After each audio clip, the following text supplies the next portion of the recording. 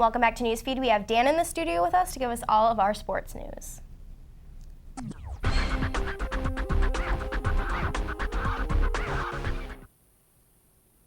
Thanks, you guys. The 2010 Winter Olympics opened in Vancouver, Canada this past Friday. Despite some last-minute malfunctions, the opening ceremonies went beautifully and were culminated when three native Canadians, the NHL great Wayne Gretzky, NBA star Steve Nash, and Olympic medalist Nancy Green lit the Olympic cauldron. Early in the first week, the U.S. is winning the medal count with 8 total medals. Mogul skier Hannah Kearney and snowboarder Seth Westcott currently possess the United States' only gold medals. As a nation, the U.S. hopes to surpass 25 medals, which is the number they were able to capture at the 2006 Games in Italy. Unfortunately, these Olympic Games have already been marked by a tragedy. While going through his last practice run before the Games, Georgian luger Nodar Kumarishvili lost control and crashed while going approximately 90 miles per hour on the luge track. The 21-year-old went over a wall and slammed into a metal support beam, which knocked him unconscious immediately. He was pronounced dead a short while later after being airlifted to a Whistler hospital. Several modifications have been made to the track to guarantee athletes' safety, and the opening ceremonies were dedicated to the memory of the young man.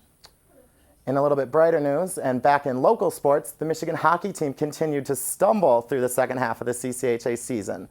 The Wolverines were swept by Nebraska-Omaha, dropping a close one 4-3 on Friday night, and then getting outplayed for the full 60 minutes on Saturday, losing 4-1.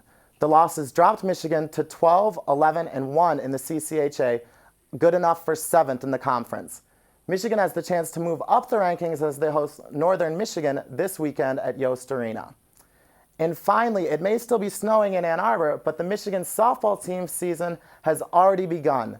The ladies started with a 6-4 loss to the 7th-ranked Georgia Bulldogs, but quickly turned things around, demolishing Chattanooga 12-1 and upsetting the 8th-ranked UCLA Bruins 4-2 in 13 innings. The women continue play this weekend in Baton Rouge, Louisiana, as they take part in the Tiger Classic. Winning that tournament would be the ideal way for the ladies to jumpstart their season. All right, you guys, lots of exciting Olympic stuff, so that's all we have now, but definitely more stuff next week. Back to Whitson and Leslie. Thanks, Dan. Up next, we have Hadas with all the entertainment news you want to hear, so don't go away. Hi, folks. You can tell that Rich Rod is from West Virginia. All right. Well, that's all the time we have here today on You Say Maize, I Say Blue. Stay tuned next week for more action. Yeah, I mean, it's a pretty good show, Andrew. Just one thing, man. Like, we really got to stay on the horn more. Dude, what are you talking about? I live by the horn. Man, I live by the horn.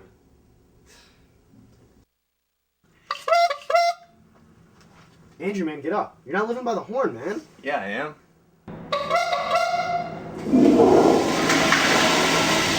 Oh, shit. Dude, can you help me find the area of this parametric surface? Oh, dude, that's pretty easy. All you have to do is...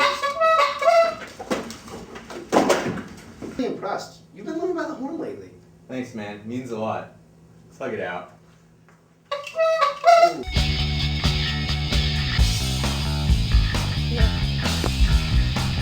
And welcome back to Newsfeed. We have Hadas in the studio to give us our entertainment news. Hadas?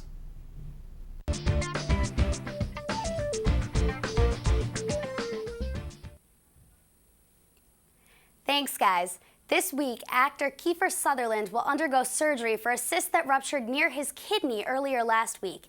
In light of his absence, Fox has temporarily halted production of the hit drama 24, in which Sutherland stars as the brave Jack Bauer. Sutherland's publicist told the LA Times that the actor is, quote, frustrated to miss even one day of work and that he looks forward to returning to work next week. We at Newsfeed wish him a speedy recovery. And the Brittany Murphy Foundation has faced some unfortunate circumstances today. It turns out that the foundation, which her husband and mother began in the actress's memory, is not properly registered as a nonprofit foundation and is therefore not legally licensed to solicit money.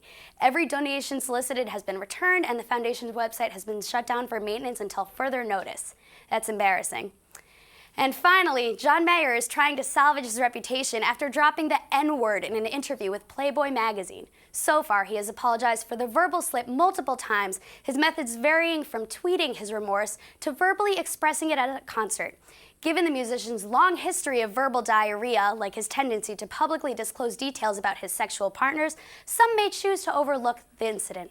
Nevertheless, it remains to be seen what lasting effects these slip-ups may have on John Mayer's credibility.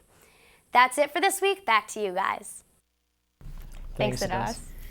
So you saw John Mayer. I did see John Mayer on Friday, and despite his being an idiot and me being very disappointed in him, it was amazing. I'm sure. I know he always does. So I set my feelings about his comments aside for Just an to enjoy hour the or two, music. just because it was so good. I'm sure he did a very good job. It was very good. But anyways, we're going to take a quick break, and when we come back, we are going to have Jennifer in the studio with us to give us our weird news for this week.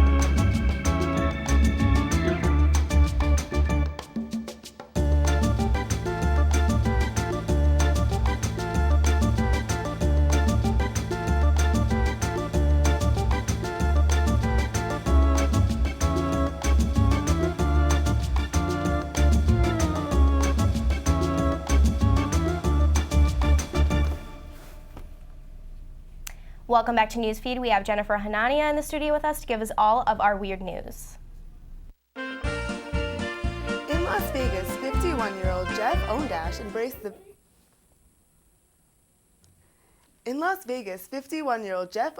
embraced the Valentine's Day spirit by setting the world record for the most hugs given. He gave 7,777 hugs in only 24 hours. As he attempted to break the record, Ondash sported a red NASCAR-style driver's suit with hugging logos and a wrestling-style championship belt. Ondash said he set the record in order to raise money for the American Heart Association. And continuing in the spirit of Valentine's Day, a Minnesota farmer made a valentine out of manure that was half a mile wide. He constructed the valentine for his wife, who said it was the biggest and most original valentine she has ever received. Finally, a theme park was forced to ban a squirrel from riding one of its roller coasters after the squirrel was caught stealing food from the workers. They noticed it riding the roller coaster while it was being tested in the morning and joining visitors on the ride. Alarms were installed to emit a warning noise inaudible to human ears, but designed to ensure that the squirrels would avoid the ride in the future. That's all for this week's Weird News. Now back to you guys. I'm sorry, but if I got so sad. Well, I was going to talk about the manure story. Oh, that's a little sad. If I got a Valentine that was made of manure, I'm sorry, I don't think that relationship would last very long. That's but. what I'm giving you next year. Okay, well, it's kind of gross. I but can't believe they banned a squirrel from roller coasters. Yeah. All he wanted to do was ride the roller coasters and have some. He wasn't tall enough, I guess. So, yeah. But thank you for Jennifer for that update. We're going to end it here tonight. Thank you guys all for watching. I'm Leslie Dickinson. And I'm Whitson Gordon. Have a great night.